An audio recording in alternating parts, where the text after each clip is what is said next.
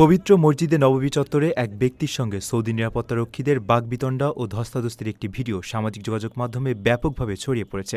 ভিডিওটিতে দেখা যায় এক ব্যক্তি বেশ উচ্চস্বরে নিরাপত্তারক্ষীদের সঙ্গে তর্ক করছেন এবং তারা তাকে ওই স্থান থেকে সরিয়ে নেওয়ার চেষ্টা করছেন।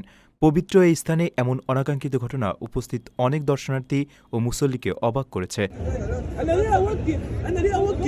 ভিডিওতে দেখা যায় ওই ব্যক্তি বেশ উত্তেজিত অবস্থায় রয়েছেন। চারপাশ থেকে কয়েকজন নিরাপত্তাকর্মী তাকে ঘিরে রেখেছেন এবং তাকে নিবৃত্ত করার চেষ্টা করছেন। এক পর্যায়ে রক্ষীরা তাকে ধরে নিয়ে যাওয়ার চেষ্টা করলে তিনি শারীরিকভাবে বাধা দেন। ঘটনার সময় চারপাশে অনেক সাধারণ মুসল্লিকে দাঁড়িয়ে থাকতে দেখা যায়।